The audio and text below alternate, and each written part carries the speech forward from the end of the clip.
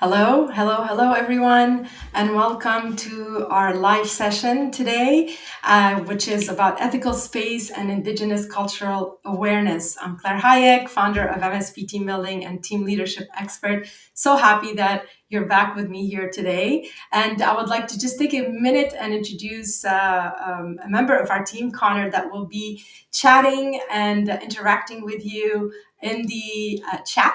So we will be asking a lot of questions, different kind of surveying your opinion on different subjects related to what we're talking about today. So please do interact and let us know what you think. But first of all, I'd like to see where you're joining us from today. So let's do some practice and start chatting and commenting. Let us know where you're coming from today, where you're joining from today, and would love to hear a bit more here. Let me just share the chat and see.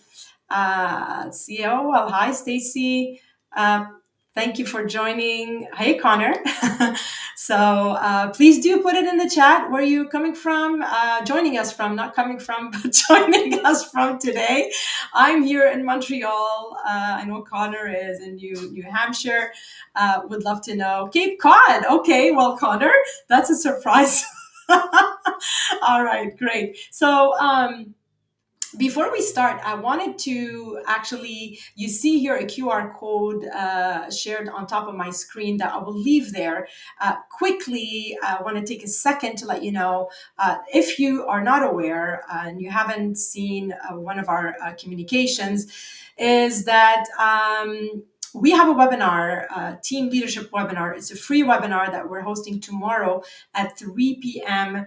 EST, 12 p.m. PST, and we'd love for you to join us. It's going to be a webinar full of gold nuggets and insights. It's about 90 minutes, and we're giving this away. We're going to be talking about leadership skills. We're going to be talking about communication, and we're going to be sharing some tips and basically ways to incorporate all these things we'll be sharing with you through team building that you can organize on your own without breaking the bank or even having a budget. So I'm going to put this up here as well. If you want to scan that code, we'd love to have you join us. If you can join us tomorrow because you're not available, we know you're all very busy, then in this case, please do register, because then at least you'll have access to the replay. Okay, so enough about that. I really would like to take time here and introduce our speakers today. But before I do that, I'd like to show you the beautiful earrings that I have here that were handmade by an Indigenous artisan.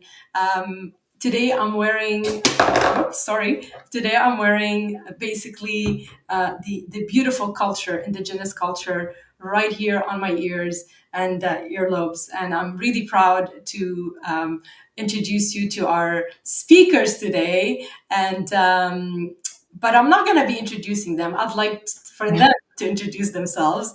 So please go ahead, Denise and Mark. Bonjour, Claire. Denise Nindojan. Anishinaabe Kwenin Mayingin Nindodum. Hello, my name is Denise. I'm an Ojibwe woman of the Wolf Clan. I'm a member of the Red Rock Indian Band, an Ojibwe First Nation in Northwestern Ontario. I'd like to acknowledge that we're coming to you today from Thunder Bay, the traditional territory of my people, the Anishinaabe people. Miigwech for inviting us. Hi, I think our screen's a little tight, so we're trying to squeeze in. My name's Mark Bohemia, but my friends call me Boomer, so I go by Boomer for years and years. I'm non-Indigenous. I'm a colonizer settler. I'm originally from Winnipeg, and a bit of my background, I actually was a member of the RCMP for almost 26 years, and for about half my career, I was an Indigenous community development officer. Then I traveled extensively in Northwestern Ontario and had a chance to meet and work with Indigenous people from all over Turtle Island and even into South America to do community-based work for developing programs and working with communities to assist them in doing the things they want to do to sort of reinvigorate and re-empower themselves, as we work together towards a shared future. Thank you so much, Denise and Mark Boomer, for the introduction, and Miigwech for being here with us today. It's an honor to have you. It's been a while I wanted to do this. I'm really happy that it's happening. So let's get right to it because we only have 30 minutes and there's so much to talk about, and we try to squeeze everything in here today for you. So let's start with just the basics, right? So how do we establish an ethical space for dialogue? Because it's kind of an important thing for deepening cultural understanding. Can you, Denise and Mark, can you share your experiences and methods for establishing such spaces, focusing on respect, transparency, and mutual understanding?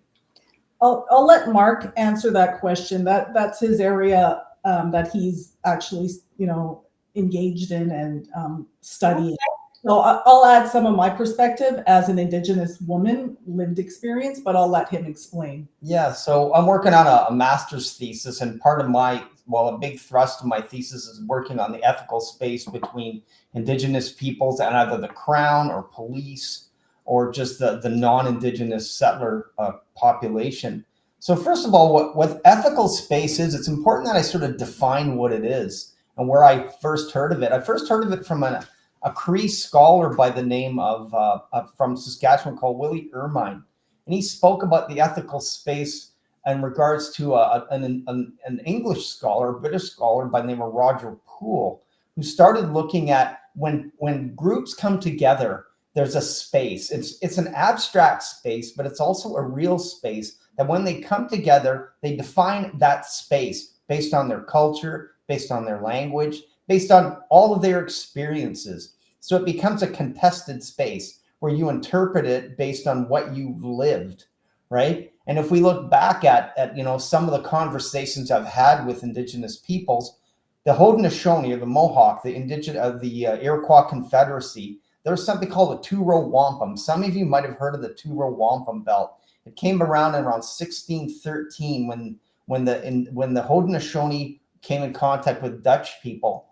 And there they made a belt made out of shells with a row of, there's 3 white rows and 2 blue rows. So the one row, it represents the Indigenous people or the Haudenosaunee, and the other blue row represented the Dutch people. And in the middle, it was a river where they said the two cultures will be on that same river. The Dutch people, the Euro, would be in a boat, and the Haudenosaunee would be in their canoe. And in that ethical space, we share that space together, but we live it from an opposite bank.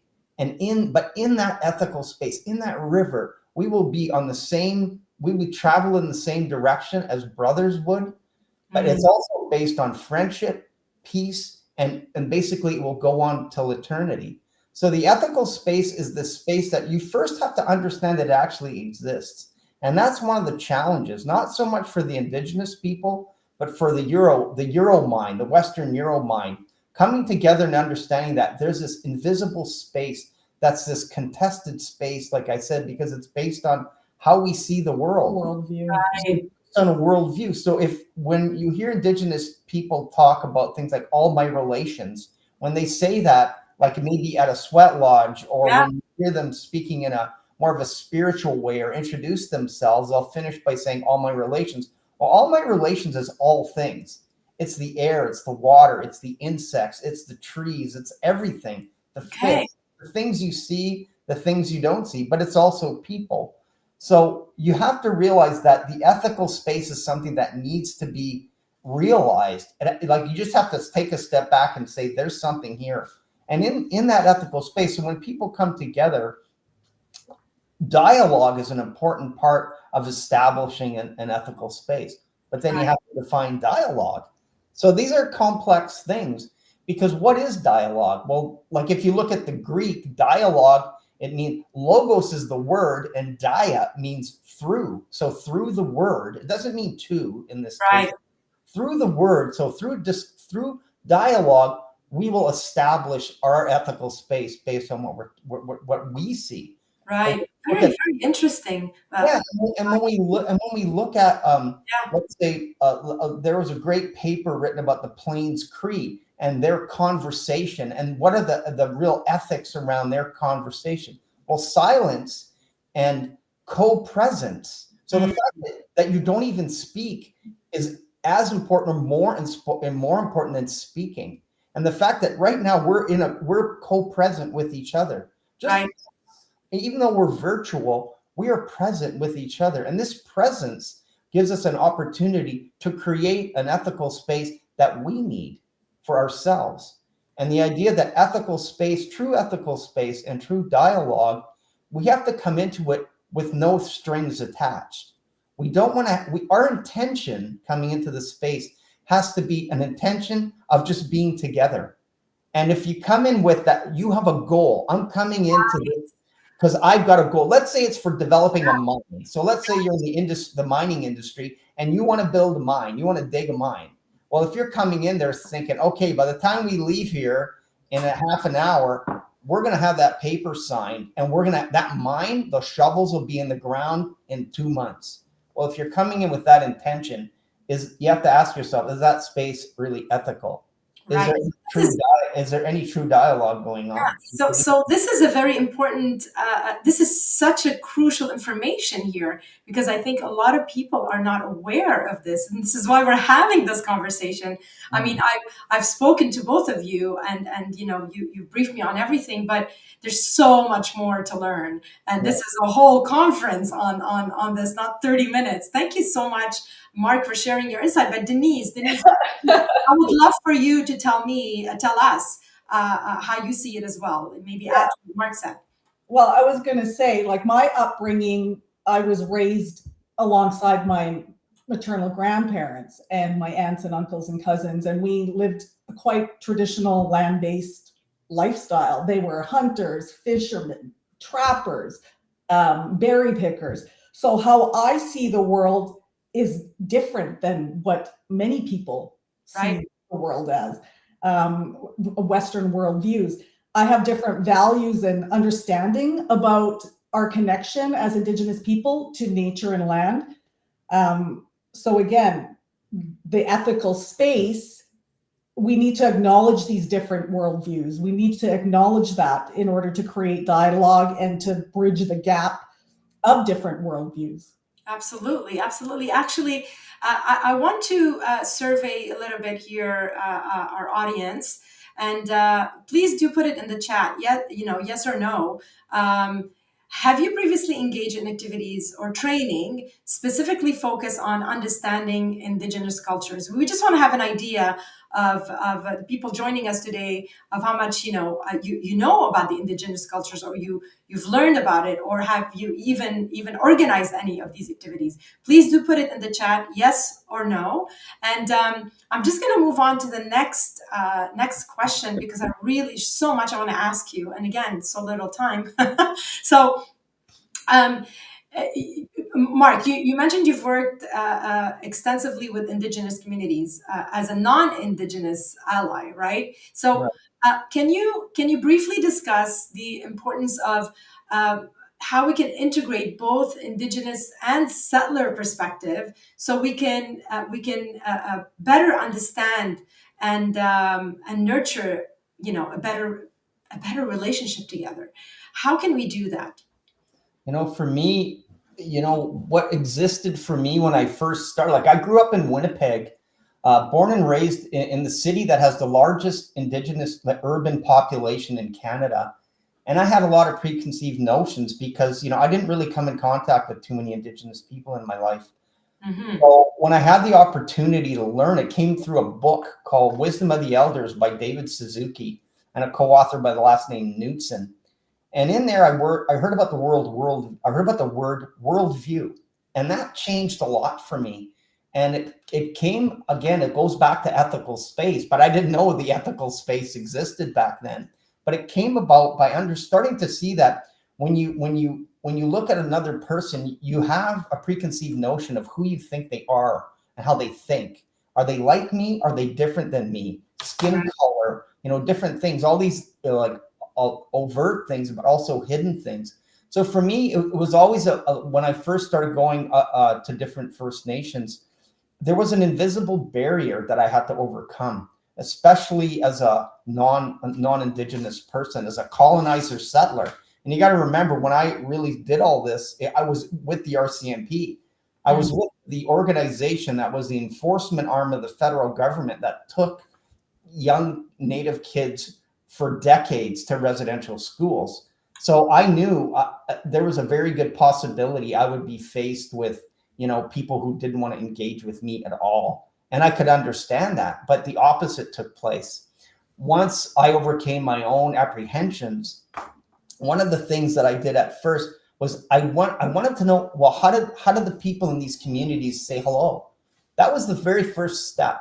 And I know we spoke, and you learned, you do hand drumming, you've been to different maybe ceremony, and you know a little bit about eagle feathers, and people maybe have been to powwows. Learn about the culture. And a lot of times the way non-Indigenous people come in contact with Indigenous culture is by going to a powwow or hearing about a powwow or seeing a smudge at a ceremony on TV, maybe that's where it starts. But once you start doing your own homework and starting to take an active role in dispelling your own misconceptions, I think that's huge. I remember being told by several people in several communities that when I got off the plane and I said "wache" or "bonjour" for hello, they said, when you came off that plane and flew into our community and you said bonjour or wache, that we thought, wow, this white guy, he knows how to say hello. Yeah. And a lot of times what I would do too is I would go on the internet and I would find out about the community before I went, find out what they're like, how many people live on the reserve, how many people live off reserve, some of the history of their communities. When you look at the James Bay coast and the Hudson Bay coast, their realities are very different from the Plains people, and or even from myself, who grew up, my First Nation, I didn't grow up on the reserve. I grew up in the town close to right beside the reserve, but we had road access, we had access to the city. So my reality is quite different than somebody who comes from a fly-in community we're Indigenous, but we're also different. There's just so many differences. So it's so important to engage with us and learn about. We have valuable insights on our traditional knowledge, our cultural practices, and history and culture, and what's going on in society. So I just think our perspectives are so important to both settler and Indigenous, and it's important to listen to both and respect and value both. Yeah, but and as a non-Indigenous person, you really have to check maybe sometimes you have an attitude or a preconceived notion of a bias on what, who we are and what you are. And I think one of the biggest problems is the way the Western world, it's a stratified population idea. When you even look at the church or the way, the monarchy is set up, there's a king and a queen and the prince and the princesses, and then it goes down. And then at the bottom, it's the paupers, the serfs, the people that would work their lands, so everything is based on this hierarchy of your station in life. When you start coming across Indigenous cultures and learning about, again, all my relations, that everything is, not just a circular, but a sphere. Everything is based on this three-dimensional world of equality and a constant state of flux and interconnectedness of all things. I've had great teaching. I've gone to university to learn this, but I also had such great practical experiences. I was a trained firekeeper for sweat lodges, a scabe, a helper for sweat lodge keepers, and I learned so much. I've had a really good life of learning about Indigenous peoples from a perspective of, me coming in there with a really open heart and open mind and open spirit. And it just made it so easy for me to interact, despite the baggage I would come in with being a member of the RCMP. Yeah, and I think you've said it, Mark and Denise. Actually, the whole approach and how you show up. When you do integrate the Indigenous culture, or you're being received by them, or you're interacting with Indigenous peoples. I mean, I had that personal experience as well, and I'm honored to share quickly. I was initiated with a woman drumming group to Indigenous chants from different tribes, and learning how to pronounce the words properly and understanding the words, and coming from. I'm originally Lebanese. I think I've got some Indigenous in my blood, coming from that part of the world, and maybe my ancestors from Africa. And the drum is very present in these cultures. But there's so much that I learned, and I thought it was about music, but it's just so much more. It's about not only music, it's about spiritual connection, it's about the healing, it's about so many things. And even the ceremony before playing the drum, and the smudge and what that means, and even how you dress, your regalia, and it's just beautiful. And there's so much to understand. And I think the more we get closer to the Indigenous cultures, and we understand, the better the communication. That communication becomes we develop that trust, that safe space where we can truly connect and truly have a conversation, and be aware. And you mentioned all about just being before getting onto agendas, right? So I think that is the bottom, the first step. And thanks so much for sharing this. Quickly, let's poll here. Um, Again, let's see what everybody thinks. Did you believe incorporating diverse perspectives, enhances cultural understanding in your organization? So yes or no, please put it in the chat. And we're gonna just keep going here because it's already so we have 8 minutes left, and I want to take about 5 minutes just to leave a bit of time for Q&As at the end, if some of our participants have some questions for you. So as far as the just kind of share with us some actionable insights and examples from your experience in really encouraging and fostering that respectful and effective cultural engagement. And maybe just share, like, what is the one simple thing we can do to learn more and connect better with Indigenous culture. And I'd like to ask this question to Denise first. And Mark, of course, you're welcome to comment right after. So, Denise, can you share some insights with us on this and examples, maybe? Well, I think it's important to prioritize relationships and trust building over transactions. Like when you're approaching an Indigenous nation, for instance, we're talking about mining earlier, get to know the people, really get to know, say hello, just open that line of, like Mark said, find out how they say hello. I say bonjour in Anishinaabe. But really don't just focus on the transaction, because we see through that. Unfortunately, we see through that. So it's just, don't be afraid to approach us in a really humble and, in a way that you want to learn about us, and really be honest, open the lines of communication and dialogue. It's so important. Yeah, and let me tell you for sure, a lot of people, a lot of non-Indigenous people don't realize that Indigenous people have been really traumatized by the colonizer settler. When Indigenous people are being approached, again, not even from a business perspective, but just one-on-one, so much has been taken away and keeps getting taken away by business, by government, by personal conflicts with non-Indigenous people. All these but with all that said, with all this historical trauma, I've always been welcomed. And I think the big thing, like I kind of mentioned or alluded to earlier, is Indigenous people welcome you in. There's always a feast. When they say there's a feast, it's a feast. When you come to a ceremony, there's always interaction and food and openness. But despite that trauma, in spite of all the negative things that continue to be done, Indigenous people are always open and honest. 100%. And what Denise said as well was, I'll put it in kind of street level terms. They have a really good bullshit meter. I mean, you cannot bullshit. That is true.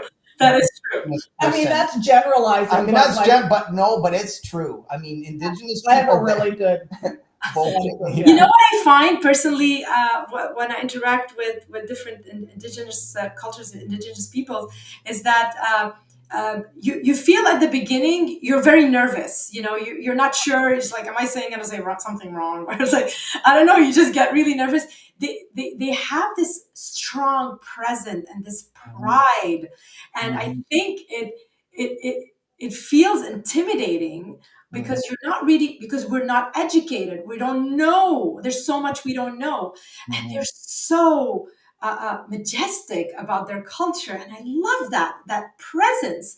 And then so it makes people nervous, and they're not sure what to say, how to act, how to and that is so true. The BS meter, that is so 100% true, and I laugh because I see it. I'm a very good observer, and I usually see it when people like approaching. They're not sure what to say. They don't know what's going on. They don't understand. They're like, "What is that? What is that costume?" They're not using the right words. It's like, but then you see the kindness, and there's not a lot of expression. It's a lot of that pride, but with vulnerability and kindness that emanates through that. And that is so impressive. That's always so impressed me. And the minute you're in, I mean, you understand and you're interested. I mean, they just bring you right in. Your family, very forgiving, very open, and extremely generous oh my God, so generous. The gifts that were offered just because we played the drum, a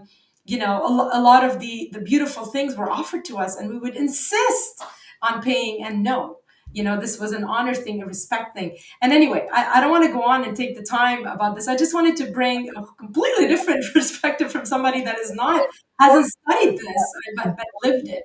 It's important to share the positive relationship, because so much, media, like all you hear is the negative, but we're a resilient people. We're still here. We're going strong. We're getting strong. Yeah. So, it's like, I'm really happy that you're presenting this and allowing and expressing your thankfulness to us, to the culture, and to Indigenous people, because like I said, it's important to really reflect on the positive and not just the negative all the time. And I think we also have to be always clear in saying it's Indigenous cultures with an S. Yeah. Every community is different. Yeah. It's a big, the country of Canada is big, from East Coast to West Coast to the North. Everyone in between who's Indigenous. What we call Canada. Canada, yeah, I know. And we might have people here from the US as well. So, I mean, Indigenous peoples are everywhere, really. All the people are different. And I think another thing, there's a lot of positive, but if you are confronted with the realities of frustration or suspicion because so much has been taken away, take it. As a non-Indigenous person, you got to take it. Take that and just be understanding. Like I said, as a former member of the RCMP, I know what my force did to Indigenous people. I learned it over years and years. And don't rush your learning. Yeah. And if you don't know, Indigenous people will tell you the real history of what's happened. So take it, absorb it, and reflect on it. And then look at a way to work at addressing these issues in a good way, in a better way that we both can heal together and look for shared solutions. Yeah, that's we can just move forward, right? Thank you so much, Mark, for sharing that perspective. I just want to, it's already 12 o'clock. I just want to ask one last question here to our audience. What aspect of Indigenous culture awareness do you find most challenging?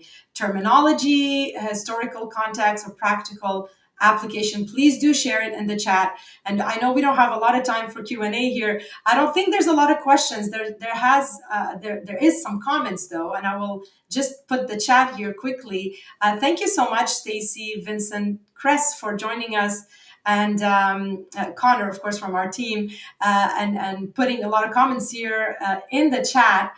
One thing that Stacy, I just want to feature this here. One of his comments, that's called humility, and I believe, Stacy, you mentioned that when I was talking about Indigenous peoples, when I met them, and how they're proud, but there's a lot of that vulnerability. I said vulnerability, but I think you were saying humility, and 100% agree with you on that humility, and that, that human touch and human awareness. So thank you so much for I like Stacey's comment, learn to be comfortable with being uncomfortable. Yeah. I really like that. Yeah. All of his comments are great. Yeah, and one last comment from actually Connor here. That one of the challenge that he finds is maybe practical application. That's an answer to our question here that we put in the chat. What aspect of Indigenous culture awareness do you find most challenging? Actual practical application. But let's wrap up quickly here. Thank you so much again, everyone, for joining us. For those of you who are joining us basically later and watching this at another date, please do comment in the chat if you want more information about this conference, because obviously it's more than 30 minutes. We have so much to talk about. And Denise and Mark put together a great conference on the subject to help teams and help organizations understand, have a better cultural awareness about Indigenous people, and so much more. So I will put this back here on screen. So if you want more information, please do reach out either on LinkedIn or via our website, msbteambuilding.ca, or simply type Indigenous culture in the chat, and we'll definitely share the information with you. Finally, just a quick reminder, we have a couple of things coming up. Again, we have our team leadership webinar tomorrow at 3 p.m. and would love to have you all join us. Otherwise, we will have another conference, a LinkedIn Live on August 7th, about communication, the secrets of effective communications, that you can scan the code here, why 99% of leaders get it wrong. It's crazy, right? Yeah, we'll tell you all about that on August 7th. Please do scan the code for that. And here's the code for our team leadership webinar tomorrow. Denise and Mark, thank you so much for taking the time and explaining this to us and giving us your wonderful insights about Indigenous culture awareness and Indigenous peoples and your personal experience. And I'm looking forward to working with you more and spreading this all over the world, because I think your message is great, and I think what you're doing is very important. We need more of you out there teaching non-Indigenous people how to connect and how to speak the language and speak that human connection language as well, and that respect. And what did Mark call it? That awareness, I think, right, Mark? Thank you again. Last words, Denise, Mark, wrapping up here. Miigwech, Claire, it's been a pleasure. Miigwech, thank. And what Stacy says, humility. You come in as a non-Indigenous person being very humble and open, and you've already gone a lot farther than most people who aren't Indigenous. Mm-hmm. So just be humble, respectful, and accept the realities of what we're dealing with today, and work in a positive way together. Thank you so much. Humility is the word. Thank you again, and see you all next time, either tomorrow